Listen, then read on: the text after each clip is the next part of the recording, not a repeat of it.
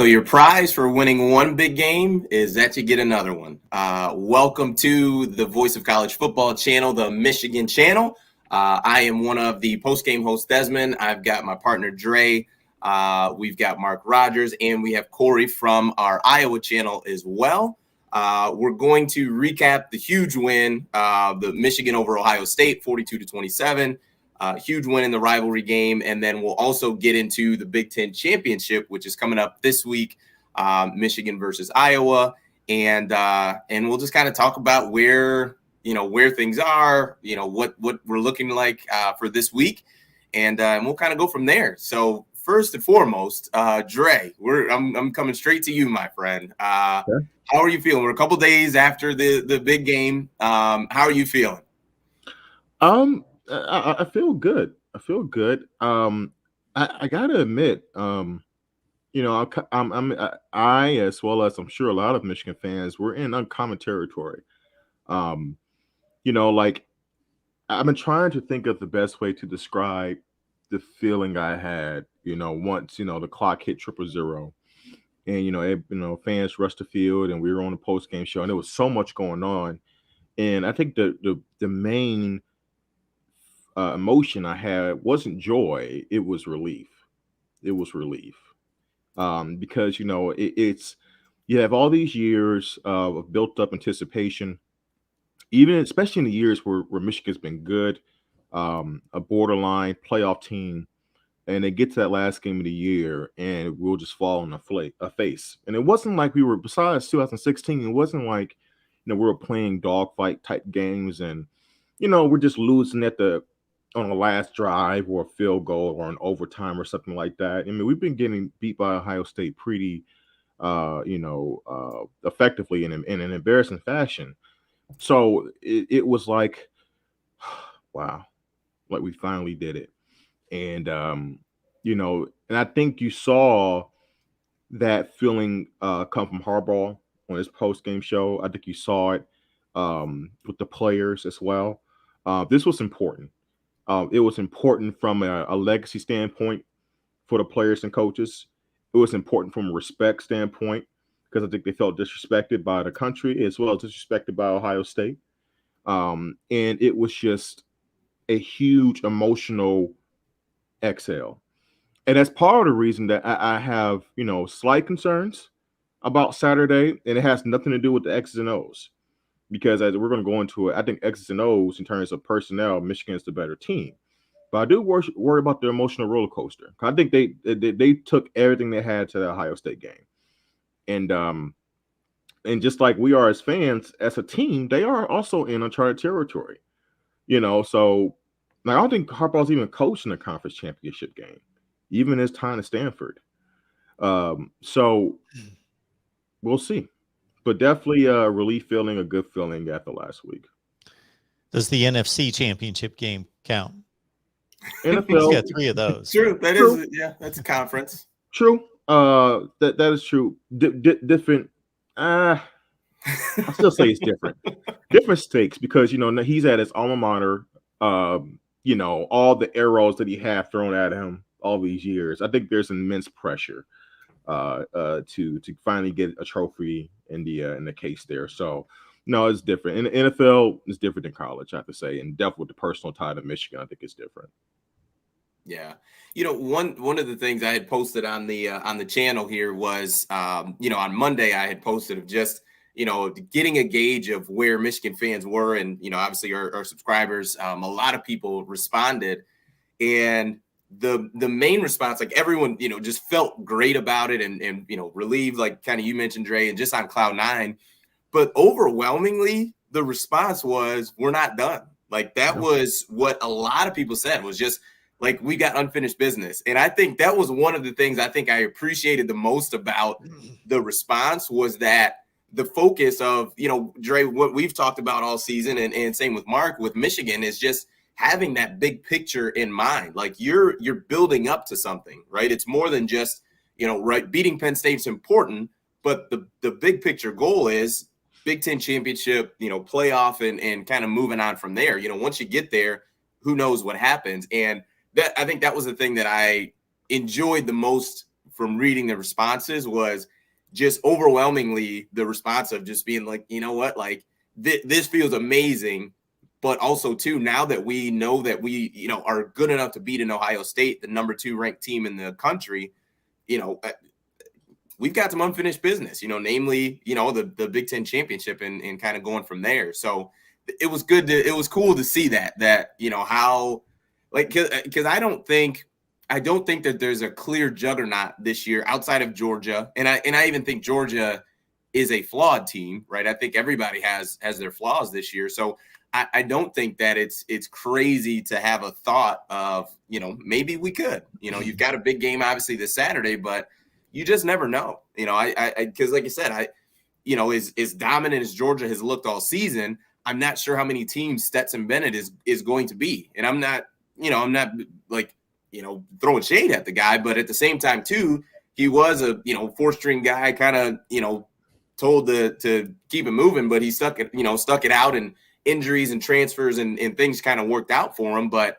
you know, you just wonder, you know, is he going to be like, could you see Stetson Bennett up against, you know, Aiden Hutchinson and David Ajabo? You know, I mean, I'm not sure I would have the most confidence there, you know, that he would be able to manage that defense, you know. So you just never know. It's been a crazy college football year. And, you know, and Dre, we talk about it too, you know, on the channel and just, you know, with us on phone calls, of when a window is open and there's an opportunity there for you to jump through it and, you know, get to the pinnacle, you've got to take it, because overall sports does not give it back to you. You'll never have that window again. Mm-hmm. And I've always believed that. You know, in random and different sport, but I think about it with the Phoenix Suns. I'm like, man, you guys, you know, you had the Lakers first round in the playoffs who were, you know, where LeBron wasn't quite healthy, and, you know, you just had, you know, Kawhi Leonard was injured, and there were so many injuries, and you got to the Western Conference Finals. Like, you've got to take advantage, you know, when you get there. So it's interesting. I mean, I don't know, you know, the ceiling, but what I think it could be is I think it could be national championship this year. As I tell you guys all the time, anytime we have guests on shows and we have crossover shows, I like to sit back and shut up as much as possible and let you guys dive into it. So I will do exactly that. I will make one statement considering the rivalry versus what you're talking about. And you are completely right, Des. Obviously, when a team gets in this position, when they're this good and they're able to, I think back to the Yankees and the Red Sox. When the Red Sox finally got past the Yankees in 2004, that they still had a World Series to play in, and it was almost like, well, they just won the World Series. They beat the Yankees. That was like all that was talked about. Was like, oh yeah, there's the World Series. And it's the same situation here. But I will say, being somebody who's been entrenched in this rivalry for my entire life, and this being the most important game for me, especially not so much now, although it still is, certainly growing up, that this game was everything. And to be an Ohio State fan who's won 2 national championships in the last 17 years, this game is actually still bigger than a national championship to most Ohio State fans, and I will speak for myself. That's how big it is.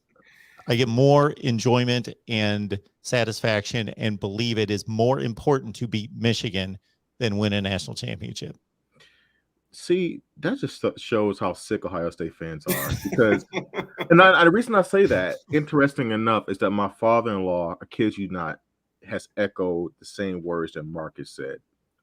He's a huge Ohio State fan, and he has told me many times that, look, I'm telling you, see, we don't care about nothing else except that last Saturday in November. As long as we beat y'all, we good. Oh, we care about the rest of them. We expect to win all of them. Within reason. I think it's just like, you're right. It's an obsession. And I understand. I would say, you know what? Because we just haven't done anything at Michigan in terms of winning conference championships, beating Ohio State up to this past Saturday, or let alone win a national title since '97. You know, I want it all. and everything just has like this equal weight. You know, there's a point in time where beating MSU was right up there with Ohio State because they had us. They had our number for so long too. And it all has equal, and it's all like a chipping away, a chipping, process, right? When Mark D'Antonio dominated this rivalry, ironically now, gosh, this is what fascinates me, and I'll just take this from the Ohio State angle. Obviously, this is a Michigan show, but to better understand from the Ohio State side, I'm sometimes fascinated and that I understand when you're the underdog and when you're the team that has been the nail to the hammer, being fixated and fascinated and obsessed with the other guy. But to continually be able to sell to 18 and 19 and 20-year-olds who don't know what it's like to lose to Michigan or the years back, that they are still the enemy and the target, and where you've got Michigan propaganda all over the football facility and countdowns to the next game. I would be thinking at 18 years old, if I was coming in from California, if I was CJ Stroud and they were showing me a countdown clock and all this Michigan stuff, I'd be like, haven't you won this game 17 out of 18? Why are you so fascinated? What is the big deal? Why would you be so obsessed with the team that you kill every year? I wouldn't get it. Yeah. But I grew up in Ohio, so I get it. You do get it. Yeah. Well, and it's funny because I checked out, the Ohio State channel earlier today. I was on a walk, but it kind of talked about, the guys on there kind of talked about, Jim Tressel and how he really just focused on recruiting the state of Ohio, and in thoughts of, in the fourth quarter, like the Ohio, just the level of football that they play at the high school level, which is really high level, that, that just the ability and just what's in them is just going to come out like, in the fourth quarter when you really need it. And I think what you talk about, Mark, with the, having the obsession with beating Michigan, I think that makes a ton of sense to the guys who are from Ohio that understand that rivalry. And I think, too, when you get to certain places, too, especially in college, that you do kind of adopt that stuff, right? Like, so CJ Stroud, I'm sure there's, Chris Olave is telling him how big, you know what I mean? Like talking about it in the off season and in training camp, like, hey man, like, at the end of practice, we do this Michigan drill because this is the most important thing that we do is beating. Who's also from California. Yeah. but think about, but on the flip side, think about this, and this just came to me, but maybe you can't relate to the seriousness of being a team, but maybe you just don't want to be part of a team. But maybe you don't want to be part of a team that breaks that streak. That could be a sense of motivation too. Like we've beaten this team 15 straight times. I'm not going to be part of the team that loses to them. Right. Yep. Now that's also in the history, because that could also be a sense of motivation, sense of failure, fear of failure. Right. So I think that's also, especially as the senior class and the leaders, like you don't want to be the senior class that ruins it, because you look at the previous, 3-4 senior classes and you say, man, they left out as, seniors, they never lost to Ohio State. Like, I don't want to be that senior class that, that breaks the streak, like you said. Yeah. That fear of failure. Fear of failure is just as strong as a motivator as anything, so I think that's something. If I had to guess, that has to be the only thing. Like that Ohio State or these players have in the past been able to latch on to, because like to Mark's point, other than that, I can see a fan having to feel failure because you've known this rivalry when it was flipped under the Cooper years, right? So I would never forget these past 15, 16 years. I don't care if Michigan won the next two. I would never forget this era, ever. So I will always go into this game. I will never go into an Ohio State game, ever, no matter how good Michigan is. We can win the national title this year, win a Big Ten next year, and feel like it's a cakewalk or look past them. So I think that's also part of it too, the history, and not forgetting when this rivalry, one side was lopsided the other way.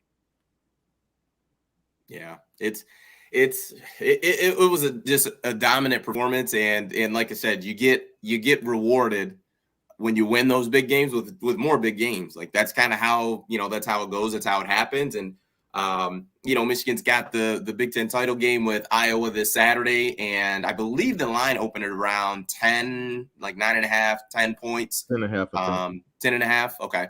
So, it to me, I mean, the interesting part with how Michigan beat Ohio State was that's how they've played just about every game that they've played this year, with the exception of Michigan State, where they threw it a little bit more.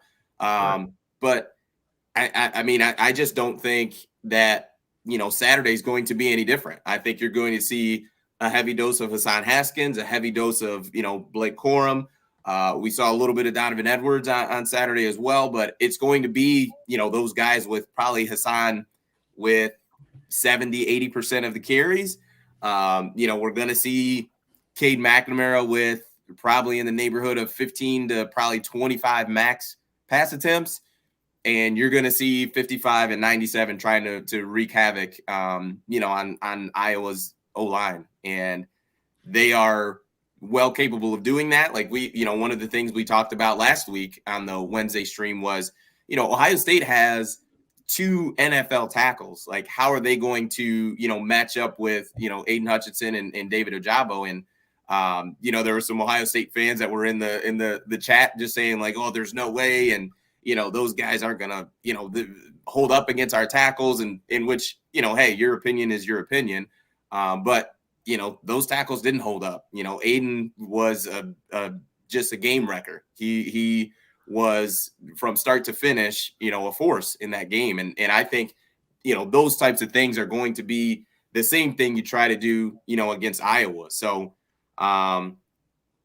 Corey, our first 17 minutes, we've been kind of blabbing about the game and kind of leaving you to the wayside here. You better not. You better hope that the Michigan coaching staff isn't still talking about the game, because I'll tell you, this is exactly what you want if you're Iowa. I've been saying it all week. Everybody's still talking about this Ohio State game. Like, I'm fine. I'm sitting back here enjoying myself. Now, you guys, I understand you're not going out and playing the game on Saturday, and I have full confidence that Jim Harbaugh is going to have those kids ready. But that's a huge factor. You brought it up, just the hangover effect. Will that actually be a factor in this game?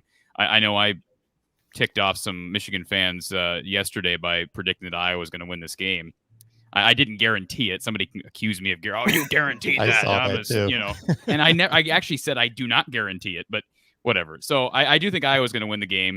You can call me crazy. I'm worn out just already. We're midway through the week. I'm already worn out by everybody, not only in the national media, but like even fans, just some Iowa fans. I mean, there have been a few, optimistic Iowa fans, but for the most part, nobody's giving Iowa a shot in this game.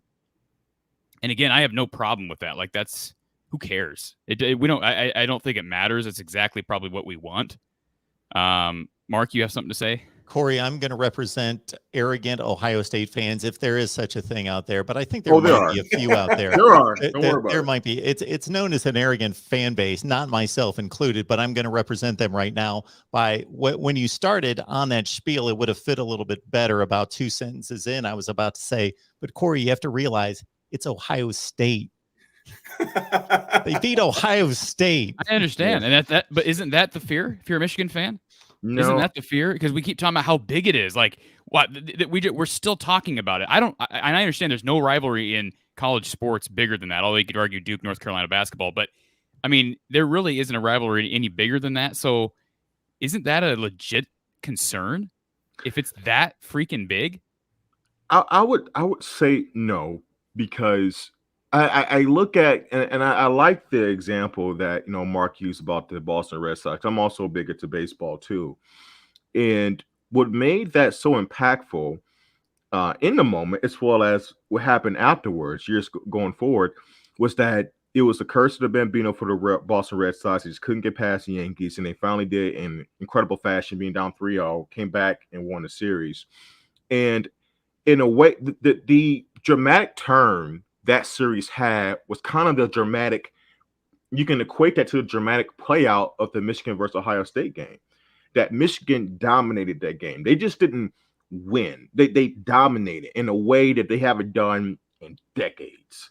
And it was like conquering. It was almost, we were losing so bad to Ohio State that a lot of Michigan fans felt like we were almost cursed. Like, you just felt like it didn't matter how the season was going, good or bad, we'll never break through that wall. And the way that I see last Saturday was a team breaking through a wall. And if you go back to the Boston Red Sox reference, once the Red Sox beat the Yankees, they won the World Series that year, and then they won again in 07. They've been winning, been one of the most successful baseball teams over the last decade ever since then. So I kind of look at that same type of feeling from Michigan. I'm not saying Michigan's going to go on a run of winning national titles, the Big Ten titles every year, but I thought it was like a breaking through period. And so, no, I don't think that would have too much of a hangover effect on Saturday night. I actually think it could, but also if it could have like one of those exhale moments where maybe Michigan gets even better. Maybe this is when they finally can breathe again and they can have that supreme confidence, not cockiness, but confidence that they can do this. And so I think that's a flip side. I can definitely see your point of view playing out, but definitely the latter as well. I was just going to mention real quick. I turned the chat off on the side of my my screen here, Mark. So Mark, why did you put that comment up there? First of all, the guy spelled my name is spelled Cory. There's no E in my name. So attention to detail is very important. And I may be out of my mind. I've been called delusional, out of my mind, crazy, a homer the last 24 hours. So that's okay. I will say this, as far as the X's and O's, I agree with everybody who, if you want to break this game down based on position, I mean, Michigan's got the horses to beat, I think, anybody. I think they got the horses to beat Georgia. I'm totally on board with that. And for the record, I said this yesterday too, but if Michigan beats Iowa on Saturday, there's no reason on earth for Iowa fans not to be rooting for Michigan, not only to get in the playoff, but to win. Some fans don't understand. I mean, you can root for whoever you want to, I guess, but some Iowa fans and some Big Ten fans don't realize that you should be rooting against your rivals once we get into postseason play.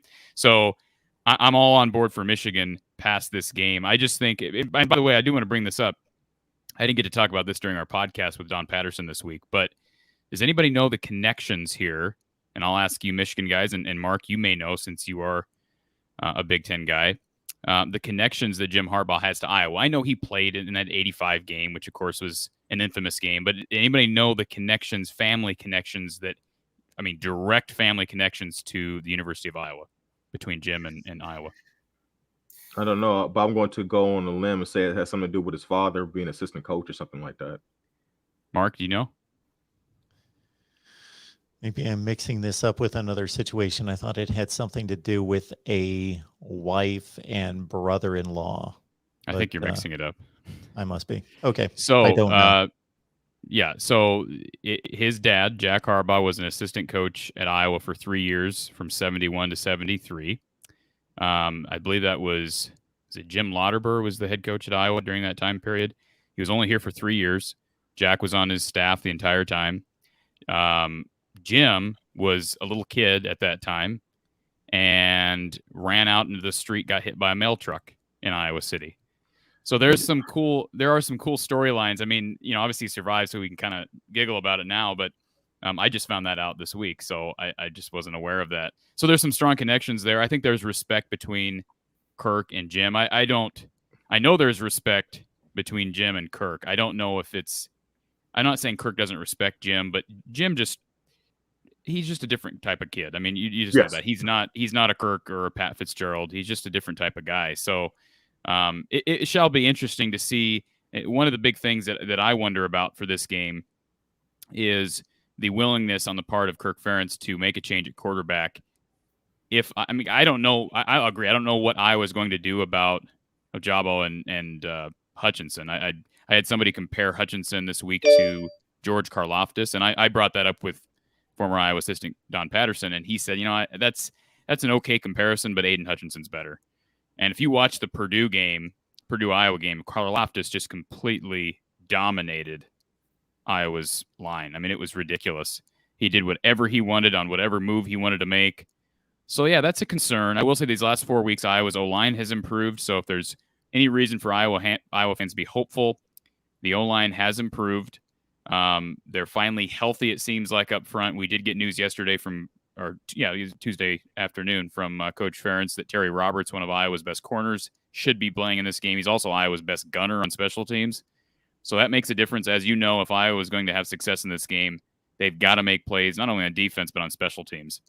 And I think if Iowa does that, The defense is good enough. I don't know. Phil Parker's not a guy who's going to sell out against a run. We never see him do that against the best runs in the Big Ten.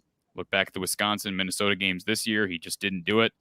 Got away with it against Minnesota, but they put up a lot of yards. This, of course, is a better rushing attack from a statistics standpoint than either Wisconsin or Minnesota, which is impressive. So we'll see if Iowa's giving up, if they've given up over 100 yards at halftime on the ground, you may have to make some changes at halftime. And that's been the one criticism I've had of Phil Parker, who I think is one of the best D coordinators in the country, is sometimes the stubbornness. Purdue's a perfect example, just continuing to play man-man coverage on David Bell that entire game. And, Bell put up like 260 yards against that Iowa D. So there are some flaws there. I hope that Phil isn't stubborn in this game. But again, special teams, you make a play on defense, 1 pick 6 early. The biggest key in this game from an analytics standpoint, and Don told me about this earlier this afternoon, of course, he's an analytics expert, is all the games that Michigan has struggled in this year. And I'm talking, of course, the loss against Michigan State, the close game against Penn State, the close game against Nebraska, and it was a close game against Rutgers. The key is second half scoring. And so, again, that kind of goes against the trends. As far as the Big Ten in general this year, it's been more important to win the first quarter. Last year, interestingly enough, the biggest quarter or quarter that decides victory was the second quarter. That has now switched to first quarter scoring, but for Michigan, it's second half scoring. So it'll be interesting to see how Iowa comes out of halftime. You can never dig yourself a big hole against a team like Michigan, who can just run you to death, and with a team like Iowa, who's just not equipped to get back into a game unless it can come up with some, again, special teams miracles like they did against Nebraska on Friday. Yeah, the interesting part is as I reflect on just this season and just Jim Harbaugh and his tenure, the thing that I look at is the way that they won on Saturday is no different than the way Jim Harbaugh has always wanted to win. But I think the difference is, number one, the defensive coordinator change from Don Brown to Mike McDonald has been monumental because, they're just multiple now. So they go from just playing man coverage when, I'm playing the, Maryland or just teams where it's very clear you're the better team. We're going to just blitz you to death and we're going to destroy you. But when it comes to having talent that's a far closer of a talent gap, they've always had issues with scheming there. So I look at that. And then I also look at the caliber of athlete.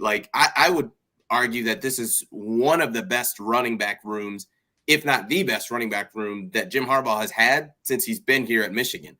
I would say this is the best D line when you talk about, across all 4 guys and even some of your twos that they've had since he's been there.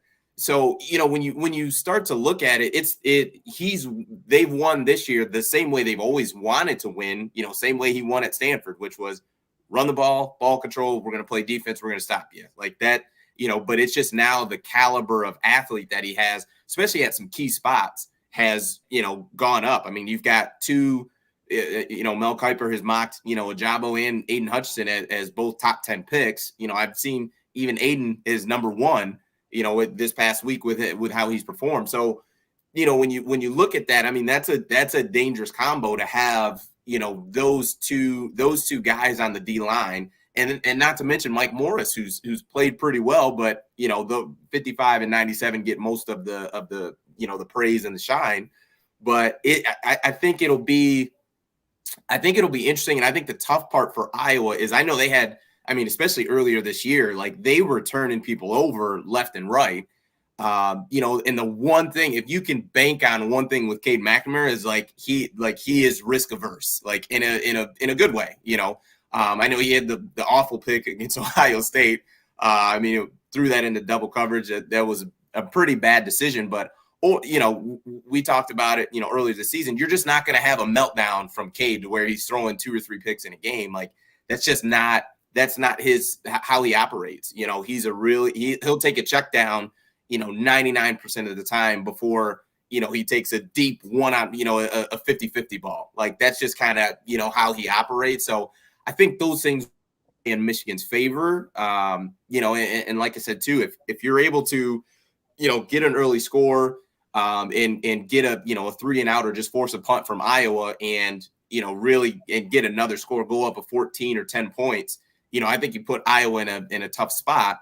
And really, when you look at the Michigan-Ohio State game, if Cade doesn't throw that pick, that's exactly what would have happened, in that game is that, Michigan goes up 7, force a punt, they're driving. I mean, worst case, you get a field goal there, but the way you're running the ball, you'd like to think you go up 14-0. And that, I mean, if you can get that type of start, like that's going to be just huge for, for setting the tone of what the game is going to look like. I will say this, and then I don't want to just hog the show here, but one thing about Iowa that I think for Iowa fans you can sort of take some positivity from, and that is that I think Iowa, we've talked to the offensive line improvements over the last few weeks have been well documented, although certainly an opportunity to still expose those weaknesses for, I think, maybe the best defensive front in the Big Ten this week. But I think the D-line and the linebackers have been great all year. I think most people would agree Jack Campbell and Seth Benson are two of the best in the league. But I think Iowa's rush defense, although it's always been good, it has improved. It's hard to rate that because, again, they struggled against Wisconsin, Minnesota, but Nebraska and Illinois actually run the ball pretty well. They do rank in the upper echelon of the Big Ten. Iowa shut both of those rushing attacks down. I'm not saying or implying that they're going to be able to do that against this rushing attack, but that is something if you're Iowa. And certainly looking at Iowa's defense, I still don't think they get enough credit, and I don't think Phil Parker gets enough credit. Iowa has punted the ball 70 times this year. Now, that's ridiculous. That's tied for most in the Big Ten with Rutgers. So the fact that this defense has done what it has done is pretty incredible because they're on the field so much. So there are things to look at to believe that even though I agree with both of you guys, from an X's and O's standpoint, there aren't really any individual battles that I would say Iowa is better in. And that's weird to say because almost every week Iowa's better at punter and almost every week Iowa's better at kicker.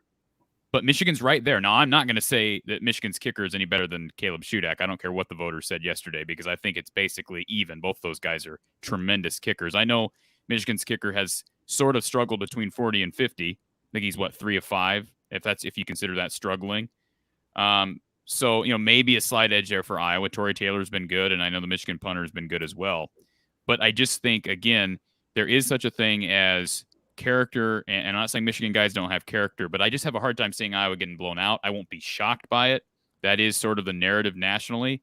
If Iowa sticks around through one half, if they are within reaching distance at halftime, I hope that Iowa fans look at that second half and say, look, we got a real shot here. And we'll see. We'll see what stops Kirk Ferentz pulls out of his hat because he's not a guy who's going to play like Mark D'Antonio or Mel Tucker and throw trick plays at you and break tendency very much. But, I mean, what do you have to lose at this point? This is potentially could be the biggest win of Kirk Ferentz's career. I don't think that's hyperbole.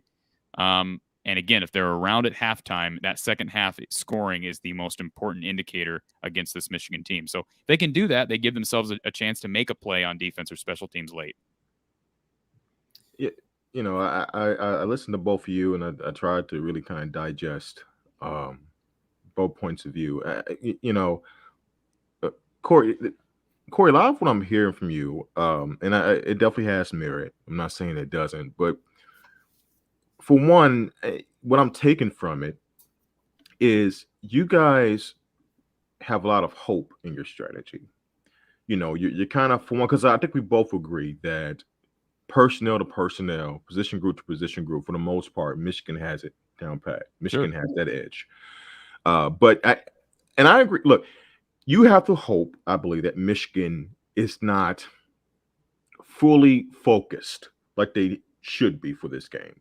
Because I think that will determine if Iowa was able to get that good start that they would need. Michigan probably sleepwalking a little bit.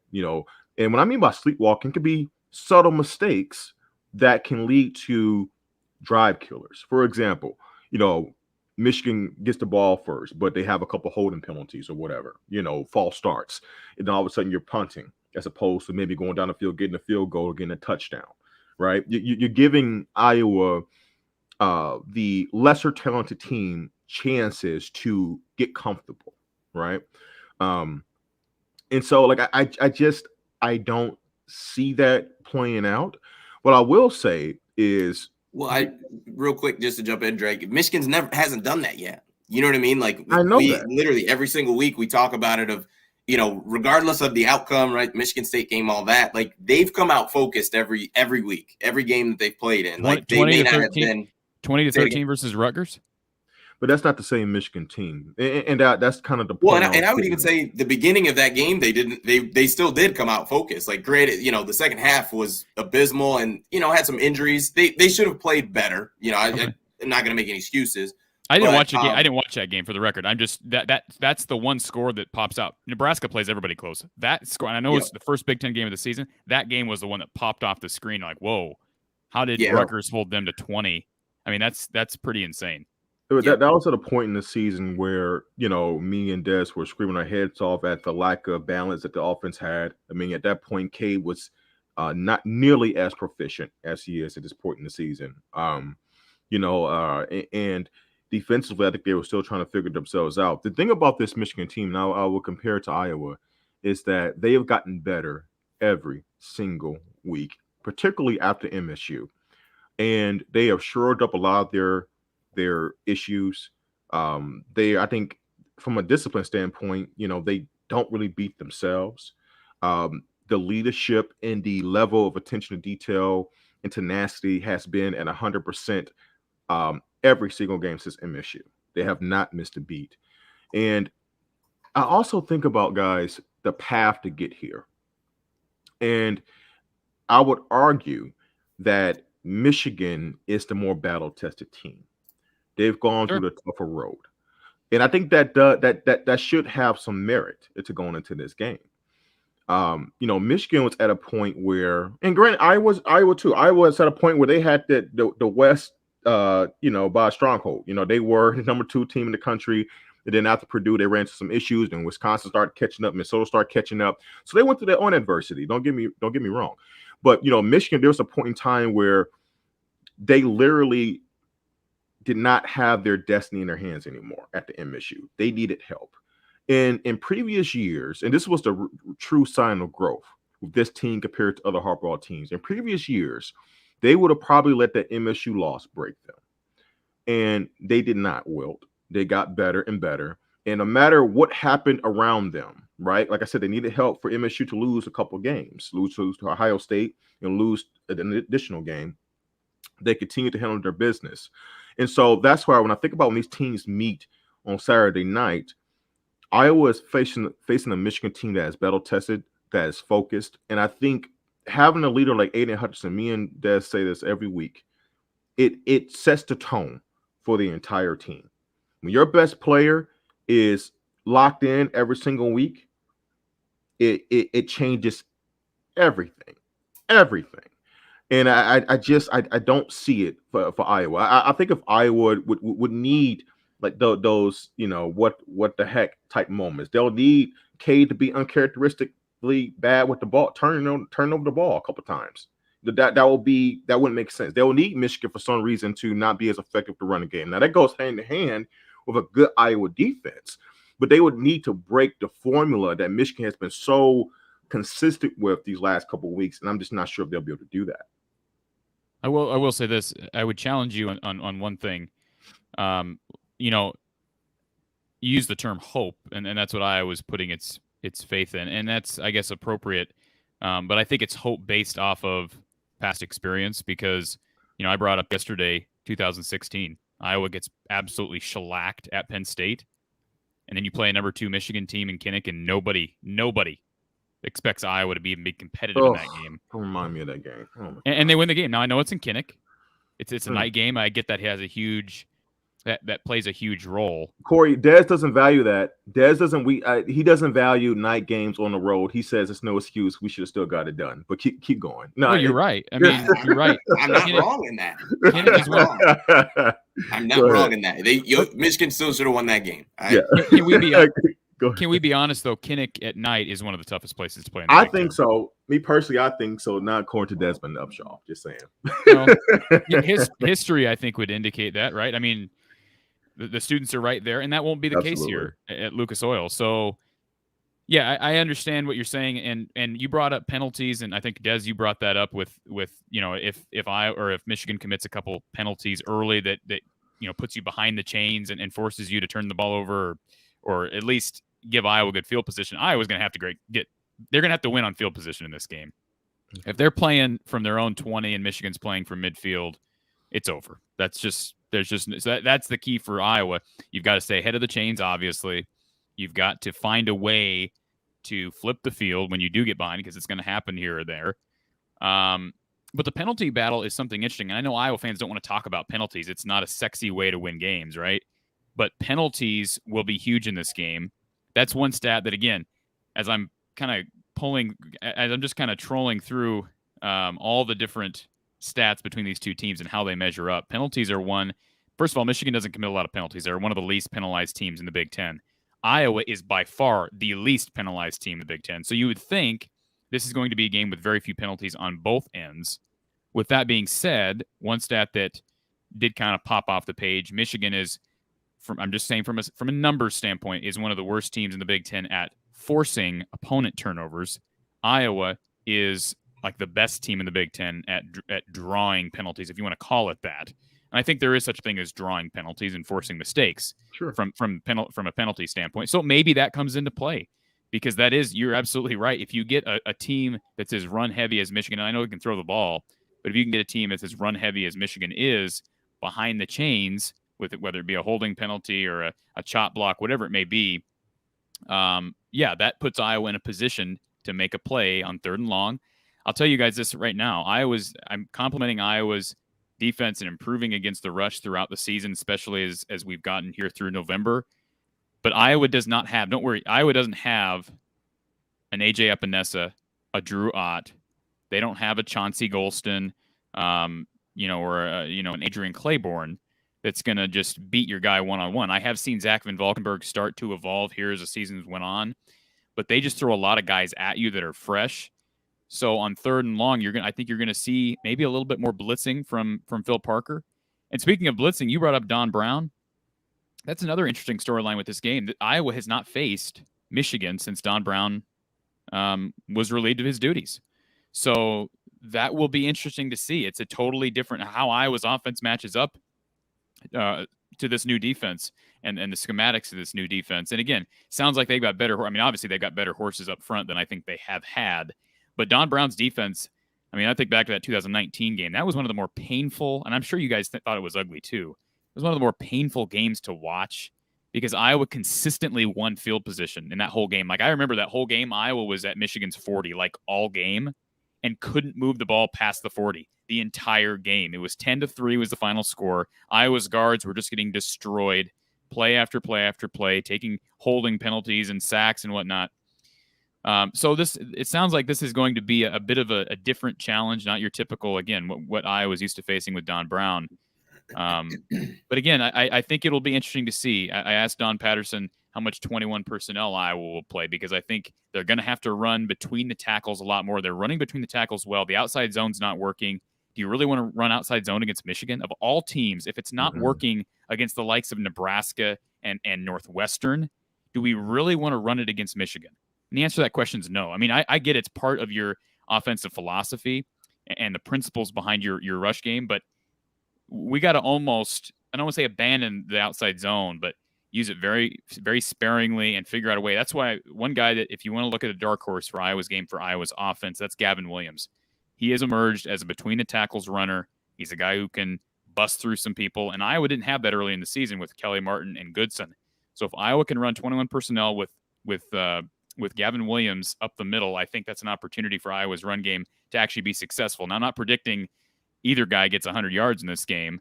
I don't think they necessarily have to. I don't think either guy necessarily has to get 100 yards. But if you can at least, you're not going to beat Michigan on the ground. If Iowa beats Michigan on the ground, can we all say that Michigan may be in some trouble? Because that's like, I don't see any way. I mean, I'm an Iowa fan. I don't see any way Iowa beats Michigan on the ground. And if that happens, there's something really, really wrong. Yeah, I would agree with that. Just because I think of Michigan's commitment to it, and Michigan can throw the ball. Like we've seen it with Cade. not in high, rep games. Like we have overall, like we don't see him throw the ball 35 times in a game, but we've also seen last year Rutgers when he had a, monster game. Like, so he's capable of doing it. But yeah, if it's something that, Iowa outrushes Michigan, I think outside of, like you had mentioned some turnover, like Michigan getting, a couple pick sixes, like I think Michigan's going to be in trouble either way if that happens. You'd mentioned something earlier that I just thought was interesting, that you said that Iowa's not going to sell out, for the run against Michigan. We've yet to see any team really do it. Like even Michigan State, didn't sell out. I disagree with that. I disagree. You would? They did more than any other team, I think. I think that's what, if anything, I think that's what opened up the passing game so much for Cade Early, was that I think Michigan State knew how vulnerable they were in the passing game. So they figured out, look, our best case is to attack what Michigan does well. And if they expose our weakness, they expose our weakness. But they know that Michigan was more reluctant to flip to more of a pass first offense. So I think they did sell out. Now they weren't bringing, 7-8 people. Right. And that's what I was mainly talking about. Yeah, they weren't doing that. But I think they were definitely, linebacker, safeties were definitely taking a first step forward than they were going backwards. I think they were anticipating run and reacting pass. I definitely believe they did that for sure. Mm-hmm. Yeah. I think that is, if you're saying that, the skill level, roster level is not balanced, I just think that your Iowa's best bet of beating Michigan it would be selling out to the run. I agree. I think it would be forcing, trying to man up, almost like a Don Brown defense. You know what I mean? Like manning up on the outside and just saying, hey, Cornelius Johnson, Roman Wilson, you just go ahead. You got to beat us, Andrew Anthony. Yep. And if they do it, great. But if not, it's going to be a long day. But I think if you're going to stick to a mainly base defense and, and mix in some blitzes, but essentially a base defense, I think it's going to be tough to get Michigan out of, that run heavy attack. And it's been rolling, it's been rolling the last couple of weeks. I agree with you. And I don't think Phil will do that. I don't think Phil will sell out. Here's what I'm hopeful for. If Iowa can stymie the run enough through one half to where they're in the game and they give themselves a chance to make a play or two in the second half, then great. But if it's a 10-point game, 13-point game, 14-point game, 15-point at halftime, I would like to see Phil Parker, who again I think has been a little bit stubborn at times, specifically that Purdue game and Wisconsin, you could argue, because there were no adjustments made against the Badgers, and you just continue to bang your head against the wall and expect something to change, and it never does. I would like to see Phil make that adjustment in the second half. It's not Iowa's way. I don't think there's a lot of confidence in Jamari Harris at corner for Iowa to where you're comfortable putting him out there by himself. But the good news is for Iowa fans, Terry Roberts, it sounds like he will play. So again, if he plays and you have Riley Moss, who was just named defensive back of the year, do I think he's the best defensive back in the Big Ten? Absolutely not. I was shocked when I saw that. Shocked. And that just shows you some voters don't watch football because he's just not. I like Riley. He's not the best defensive back of the Big Ten. He's had a lot of picks. He's also gotten beaten some double moves. I don't think he might not even be the second best corner on Iowa's team, but he's healthy now. You have Terry Roberts potentially coming back. Matt Hankins, Iowa's best corner, likely Iowa's best corner, is out. Advantage Michigan there. But if Roberts and Moss are both healthy and you have Jamari coming in, if they play any true nickel, I'm not talking about the 4-2-5 that they like to call the cash. I'm talking, third corner on the field. I think you can sell out a bit. I mean, I don't know. Again, I'm not a defensive coordinator, but I think you can sell out enough to where, I mean, what do we have to lose here? Again, especially if you're down 14 at halftime, and they're running down your throat, you're going to have to, because all Michigan's going to do in the second half is bleed that clock on the ground. That team, and that what Michigan does so well with the running, because the running game really hasn't been. Success isn't based on explosive plays, right? Chunk plays of 34, 40 yards. I mean, we'll get those eventually, but that is always a result of the offensive line and the running backs just leaning on you and just wearing you out, getting 3.5, 4 yards a carry. And then eventually the dam breaks for most teams. Even even Wisconsin early in the year when we played them, they were one of the best, if not the best, statistically rush defense in the country. Eventually, we were able to kind of wear them down a little bit too. So that's the problem. It's not only that schematically, Michigan in that scenario, Michigan will intend to bleed the clock, but they just wear you out, man. They just wear you out. And I think what's even more, impressive for me this year about the offensive line in particular is the mentality that they have. They have that Kansas City Chiefs, early 2000s Kansas City Chiefs, Dallas Cowboys, old school mauling type of a mentality, right? They love it. And I thought, if you go back to the Ohio State game, all you need to see was when I can't remember the guy's name for Ohio State, but the corner for Ohio State, I think, took Roman Wilson's helmet off, and you saw the center, and you saw Zenner. You saw like three Michigan 4 O linemen, yeah, and they were all O linemen together.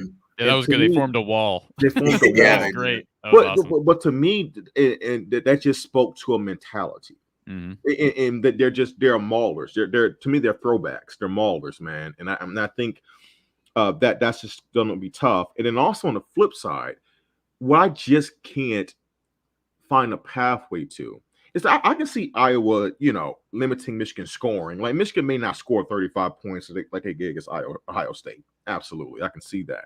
But I just can't find a pathway for Iowa to score enough against this Michigan defense, because I don't know, what are the real threats that this Michigan defense will have to worry about. They're just going to get Michigan out, confused. Let's remember, though, and you may say that Iowa's offense isn't explosive as a 9-5 Nebraska, but Nebraska, I believe, outscored Michigan 22-6 in the third quarter, and it was behind 2 40-plus yard pass plays by Adrian Martinez. Now, sure, they've got skill position talent at Nebraska, but I'll be honest, Iowa's got skill position talent. The problem for Iowa is they've had a situation up front where they can't protect a statue at quarterback in Spencer Petras. So he literally, you can just tee off on the guy. So there's no question, if that's happening early, it's time to make a change. We don't wait till halftime. You put Alex Padilla in the game, who has shown, even though I don't think his deep ball is what Spencer Petras is, and I don't think people give Petras enough credit. He puts the deep ball on the money time and time and time again. But Alex avoids sacks, and you're certainly going to have to do that. As you get behind the chains, Iowa's offense ain't catching up. It's just not equipped to do that. It never is, especially this year with this O-line and with quarterback play. So the point is, if you can take advantage of waste downs, which Iowa doesn't do, when you get 2nd and 1, 2nd and 2, 2nd and 3, and I know Kirk's not watching the show, but for God's sakes, freaking throw the ball. Take a shot. Take a freaking shot. I'm tired of running the ball on 2nd and 1 for 1 yard. That is a loser's mentality. It's a loser's mentality. So this is a game. We know. Michigan, we know that very well with Harbaugh. Trust me. Take advantage of waste downs, and when you get ahead of the chains, because it doesn't happen often, then you can start taking shots. You're going to have to. And I think that I would have to think, even though they didn't against Wisconsin, which I said at the time was the biggest game of the season, I would have to think you're going to do it now. I mean, if you're not going to do it now, you're never, ever going to do it. And for the record, I did predict. I'm predicting Iowa wins, and you may say it's based off of hope. I'm basing it off of too. I like it when I hear you as a Michigan fan, and you have every right to say it. I think you're justified in saying it, but I like it when I hear people say, I don't see a scenario where Iowa wins, because is it so crazy to think we as human beings, imperfect human beings, absolutely, these Michigan players are imperfect human beings. The coaches are as well. Is it too outlandish to think that they may be saying the same thing? I don't think that's too far-fetched. I mean, yes, we may convince ourselves that it is far-fetched, but if everyone else is saying it, I wouldn't be surprised. You know that Michigan players are hearing that this week, that there's no way Iowa wins this game, and that I would be terrified if I'm a Michigan fan of that. Absolutely. I totally understand what you're saying. I think what gives me, and I think I know what Des is going to say. Des, correct me if I'm wrong. Two things I want to hit on. One, I want to hit on the Nebraska comparison in terms of offense, and also, but first is the attitude, based on being favorites. I think the one thing that gives me solace that I don't worry about that is the consistent leadership. That's the change. I think that's about to will agree with me on that too. Is that in previous years, maybe. I think the leadership and the level of focus for this team has been always the same. So that's why I don't worry about that, which in past years I really might have. And also real quick about that you brought up the Nebraska comparison. The one thing that Iowa doesn't have, and you kind of make my point, that Nebraska does, and Michigan struggles with a mobile quarterback. If you're going to move the ball against Michigan, you have to have a mobile quarterback, a guy who can either make a play with his legs, like Adrian Martinez can, or he has to be able to be mobile enough in the pocket to avoid sacks. Like what is Tua's youngest brother's name? Talia, we didn't get home a lot in that game versus Maryland, even though we beat them pretty handily. But we still had him under rest, but we couldn't get him because he was just so mobile in the backfield. Now he wasn't taking off for long runs, but we couldn't get him down. And the problem is that Iowa, I don't believe, has the quarterback personnel to give us that kind of issue. Well, Alex Padilla is mobile, for the record, but okay. I don't think he's been utilized. I don't think his mobility has been utilized as we'd like. And Kirk did say yesterday that Spencer's the guy, but Alex has proven that he's not.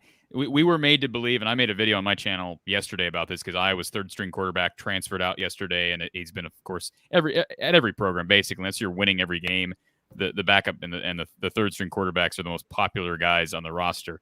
But I had made the statement that Spencer Petras was anointed as the promised son after Nate Stanley graduated.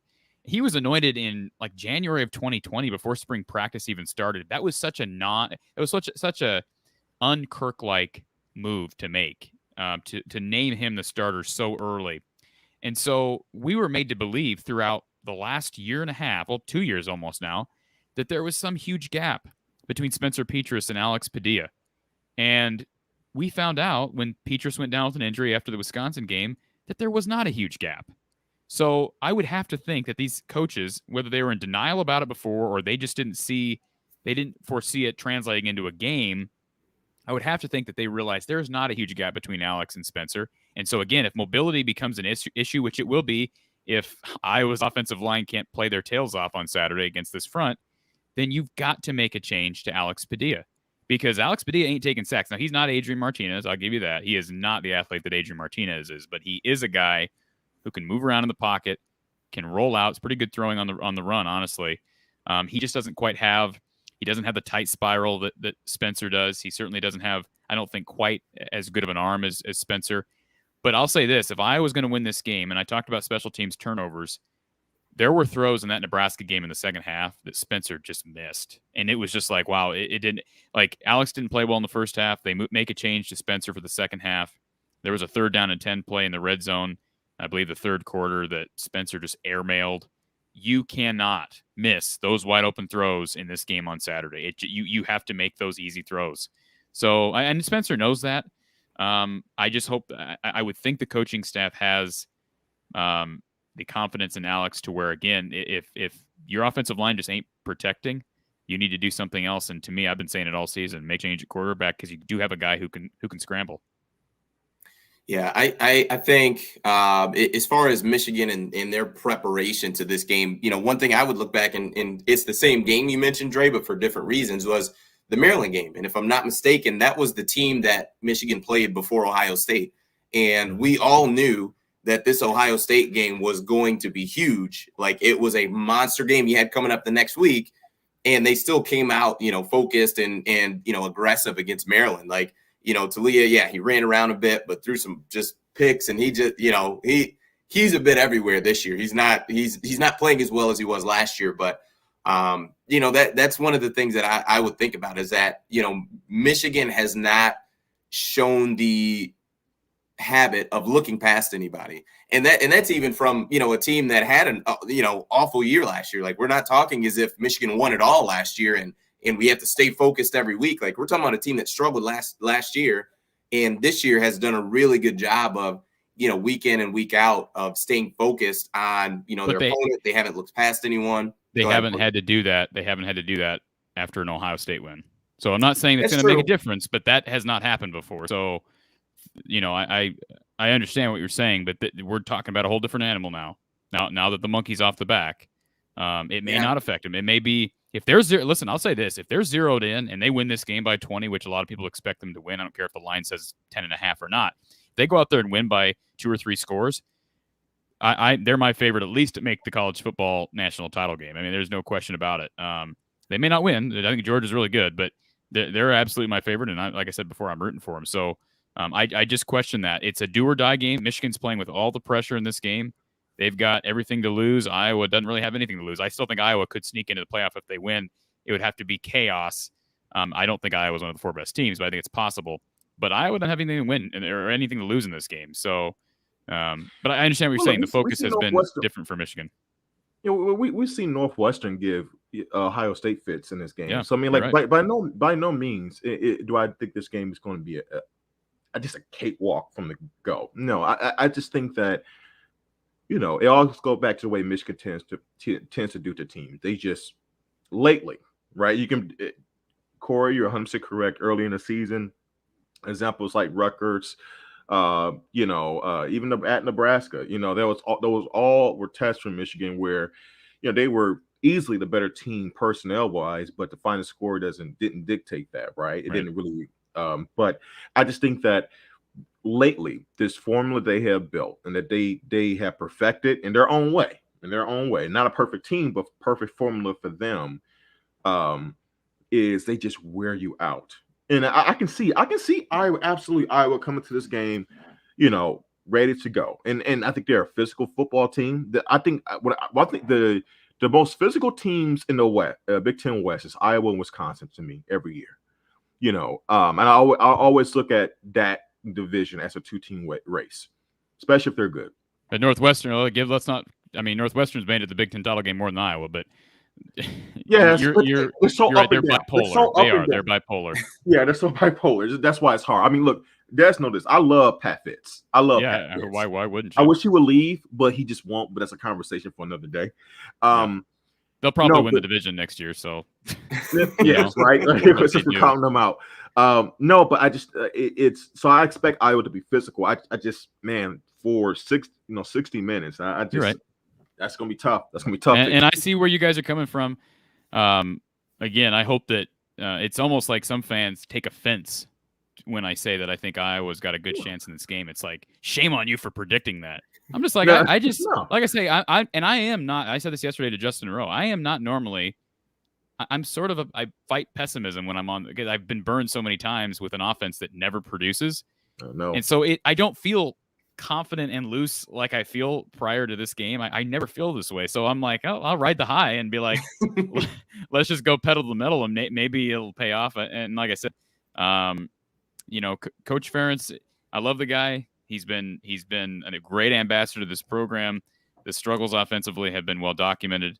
So I hope that he's been here for 23 years, and he's never really shown the willingness to make a change, a major. Besides a quarterback change here and there, but I'm talking schematic changes during a game that I can remember. Any significant schematic changes, like selling out against the run against Michigan. I hope and I have faith that this is the one time where he's going to do it. And I like to think his son, Brian, who I've been very critical of, he's a young mind. He is a Ferentz, but he's a young mind. So, it may be a conversation that he's already had with Kirk this week that, look, Dad, we got to do something different. This is going to have to be a total 180.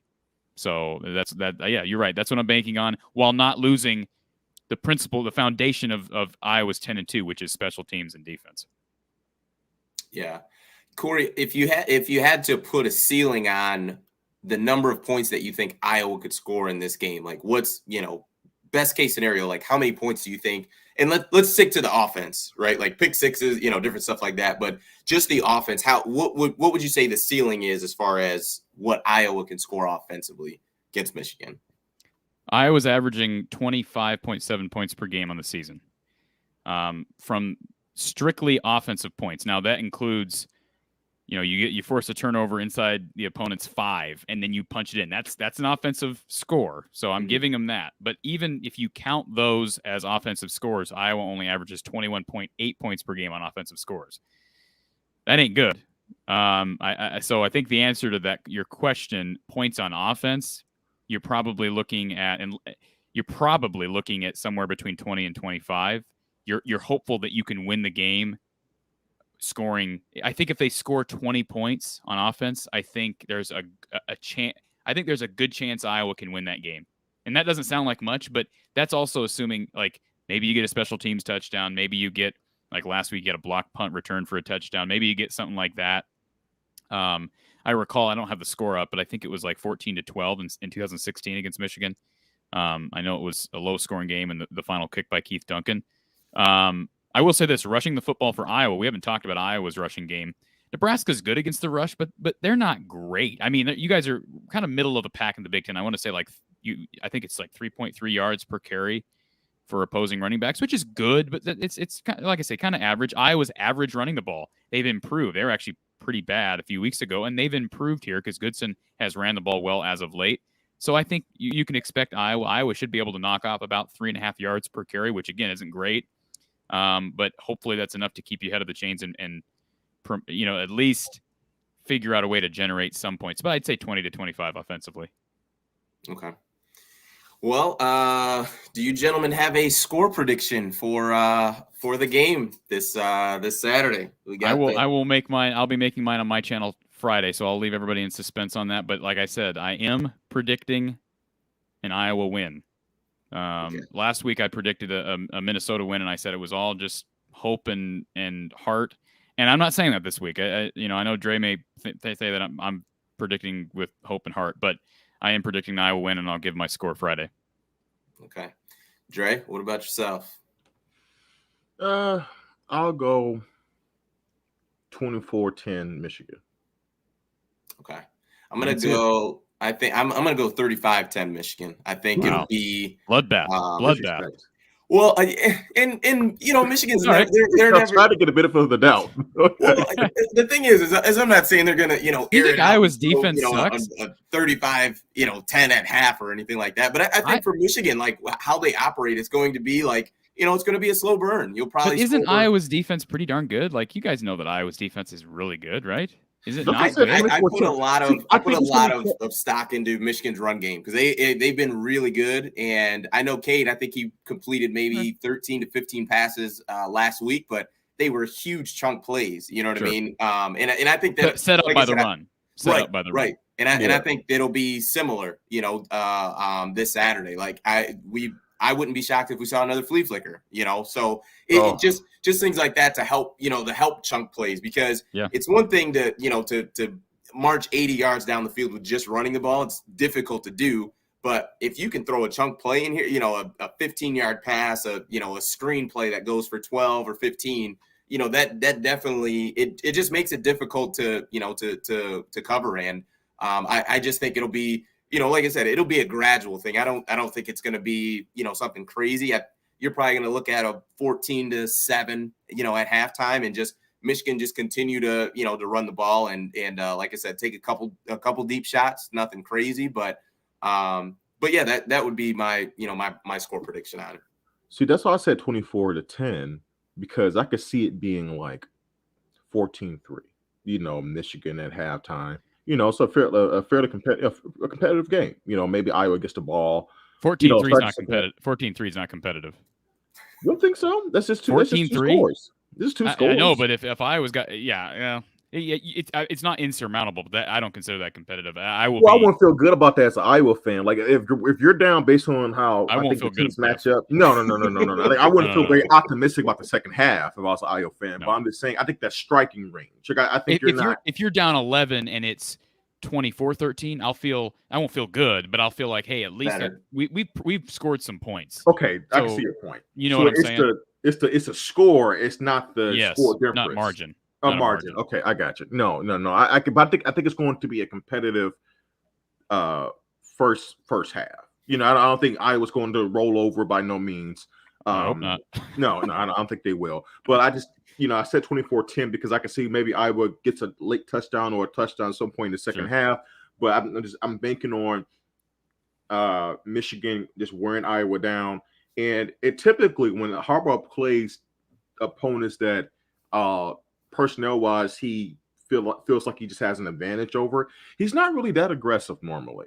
He'll try to just kind of basically kind of choke you out in a way and just kind of wear you down. So I can see situations where in games where there's a higher sense of urgency that you have to keep up your scoring to win the game, Harbaugh may go for it. He's shown tendencies lately, which I'm happy to see. Say he's on the opponent 32-yard line, kind of a longer field goal, like 4th and 2. He'll normally, in the past, kick a field goal. But in games where he's known that's a higher scoring game, he'll go for it, right? But this type of game where I think he feels very confident in his defense to stop Iowa, I can see him kicking field goals, right? So that's why I don't have like the same margin difference as Des does. I know this is a different Michigan offense, but let's remember the last 2 meetings against Iowa, the win for Michigan in 2019, the win for Iowa in 2016. Iowa's defense completely shut down Michigan.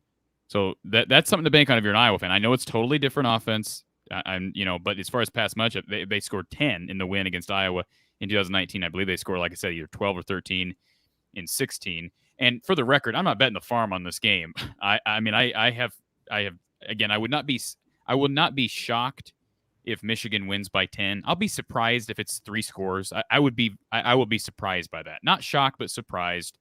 Let's remember, if you're an Iowa fan, it's not like Iowa always shows up to big games. I think of they showed up in 2015 and lost on by the outreached arm of L.J. Scott in the Big Ten title game. But in 2015, that same year, you go play Stanford in the Rose Bowl, and that was a little different because they had Christian McCaffrey, who was just a freak, and Iowa had nobody to match up with him one-on-one, and the game was over in 5 seconds. I mean, it was literally over in 5 seconds. So it is possible that Iowa can get steamrolled. It's happened before. I just would like to think, again, with Iowa's history against Michigan, with all the disrespect, they've got nothing to lose. There's no pressure on them. Michigan's got all the pressure. There's the hangover effect. I think there'll be more Iowa fans there than Michigan fans. Ooh. I don't know what you guys think about that, but you guys have to know Iowa fans travel like. I mean, did you watch a 15 game? I wasn't at the 15 game, but just from what I've heard, even from Michigan State fans, that was one of the craziest Iowa environments people had ever seen. So we'll see. I mean, I know a lot of Michigan fans. But Michigan State was at the Michigan fans do travel. They've never been here. You got to keep in mind that's But Iowa fans will be there too. No. I'm just saying about Iowa. You guys, my point is, it's not so much about Iowa, but you also remember that MSU was already been to the Big Ten title game in 11, I believe, and also 13. And so they've been there twice, right? Michigan fans have been starving for this. It's possible. A lot of money was spent on that Big House game last week. But no, I get it. I'm just saying it's a huge fan base too. I think that you know what I mean. Like they have a huge alumni base, huge fan base. Right. You guys got plenty of money in that fan. In that, there's fans. Well, and that's the thing too. I'm sure there's plenty of fans, Michigan fans, that live in Indianapolis. You know what I mean? Where it's like, hey man, this is just a 4-hour drive. How much closer could they ever play? So right. That will be interesting to see, like kind of the split as far as is this going to be an Iowa heavy crowd or a Michigan heavy crowd? Just going off on the cusp, I'd probably say Michigan, just because like you said, like the amount of the fan base size and just that they've never been here before. Mm-mm. I mean, and 10 years Jim Harbaugh. You could be right on that simply because I wouldn't. And maybe it's the amount of time since they've been to it. Well, they haven't been to technically a Big Ten championship game, but I just have a hard time seeing Iowa fans not outnumbering the opponent in Indy. But again, the money factor, you're right. A lot of rich Michigan fans. So all the tickets have been eaten up. So they're all secondhand tickets right now. And they're $300 plus, well, like $400 after fees plus for nosebleed seats. So it's going to be people who are, there's going to be people who are not able to buy tickets who normally would, because you can't. Can we drop, $1,500 on a trip to Indianapolis? I mean, that's just the reality. I don't even know what hotel costs are in that area. That's going to be through the roof too. Yeah, that's for sure. It'll be interesting. I like I said, I think just the this is the first time, for Michigan fans, and this is a fan base that has been clamoring for, like, been waiting ever since Jim Harbaugh was hired to get here like that. This was step one of the goal, and to get there with a playoff on the line. I think they will turn out, but also too, but you also have the factor too of maybe some fans are going to assume that Michigan wins it, and then maybe travel for the playoff game. Right now, we're assuming it's going to be against Cincinnati, so maybe you save your $2-3 grand on that trip, and maybe you try to go to the first round playoff game. I don't know. I don't have $2 to $3 grand to drop like that. So I don't know how you would think with that.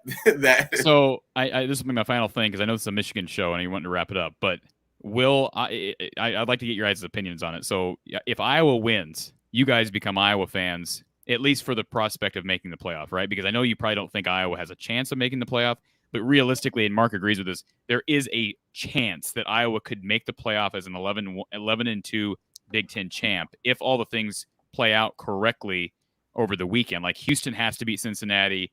Bama cannot beat Georgia. Georgia needs to take care of Bama. Utah needs to beat Oregon. I think Baylor needs to beat Oklahoma State. If all those things happen, I know Iowa was 13 in the polls yesterday, but you're rooting for Iowa to make the playoff in that case, right? If you're a Michigan fan, you don't want the Big Ten left out. I know you want to think about that in general because you guys are. I'll be too salty, honestly. It's too close to home right now. I may be a little too salty, just in the moment. Sure. Maybe okay. I had time to digest it for a little bit. I gotcha. Yeah, but I'll be a little too salty in the moment. I think you think they can make the playoff in that scenario? It's a long shot. Need some help. It's a long shot. It's a long shot. I don't think so. I think for as much I don't think, because I look at Alabama and Georgia's favorite in that game. So let's say Georgia wins. There's some people who are talking a 2-loss Alabama team non-champion. Right. Non-champion. I think it's crazy. That's I don't think stupid. There's any way that happens. But just the fact that there is this narrative already, you know what I mean? Like it's already started. Yep. Like, so I think that's something that's going to kind of hinder, Iowa. But even too, I think because Baylor and OK State are playing. So I think, but if Baylor wins, they're 11-2. OK State is 11-2. So they're both 11-2 conference champions. So again, you potentially have an 11-2 Oregon team that would be, well, actually Oregon's 10-2 now. So they'd be technically, if I'm not mistaken on that, they'd be 10-3. So the Pac-12 would be, I think I've got that right. Oregon's got 2 losses, so they'd have 3 losses. So you could kind of eliminate them. Then you're talking about Cincinnati would be out, I think, if you lose to Houston. I don't think you get to put them in at 12-1 as a non-champion. Probably not. If Georgia destroys Alabama, and then I'm missing, what conference am I missing? ACC's not getting in. I don't know. Yeah, that's what I'm saying. Like Notre Dame, they're probably going to get in that scenario because they're 11-1. Coach. Forgot about them. Yeah, we'll see. I don't know. I've heard, I was listening to Reese Davis last night talk about that. Just, is that a factor with the committee? It's not fair to the kids, but that could be a factor to the committee. I think the factor the committee that should be considering with Notre Dame every year is the fact that they continue to choose to stay independent. They should be penalized for that. Absolutely. That's my opinion. And these kids know they're independent when they choose to go to Notre Dame. So you can't say, well, we can't punish the kids. No. You chose to go to a school that's independent. This should be a factor in this invitational that we have right now. And of course, the playoff needs to expand anyways. But I apologize for going off on a tangent. But no, you're good, man. I just think it's an interesting scenario. But if again, I'm predicting Iowa wins. If Michigan wins, I'll be a bit Michigan fan. Through whatever the championship game is, January 6th or whatever it is. So.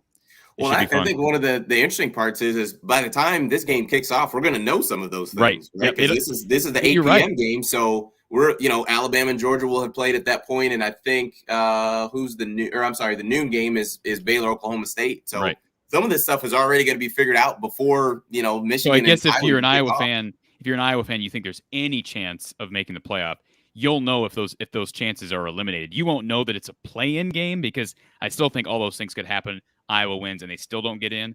But if all those things don't happen, you're not. So they're not having any pressure. If Cincinnati wins, if Oklahoma State wins, that's it. So you already know you're not getting in. So now we have even less pressure. I don't think there's any pressure from the playoff anyways at this point because I don't think it's realistic to think about. Yeah.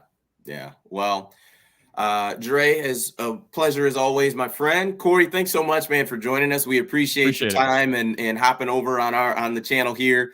We definitely appreciate it, and we're gonna be watching and seeing how everything pans out, man. A Big Ten championship. I'm not sure if on your channel that was the preseason talk, but I can tell. It was Yeah, my I'm sure it wasn't preseason on prediction. Well, you got to deal with Ohio State, so that's more understandable. I just say this for both fan bases. I know it's a huge game. There's a lot of at stake. I know as Iowa fans, I'm just happy that we're here. If Iowa loses, I'm not saying that you're not upset if Iowa loses if you're an Iowa fan, but if you lose, man, it's just great to be here. It's great to be a part of this game when we kind of feel like Michigan fans in a way. We've only been there once, and it was 6 years ago. So that feels like 10 years ago in a way.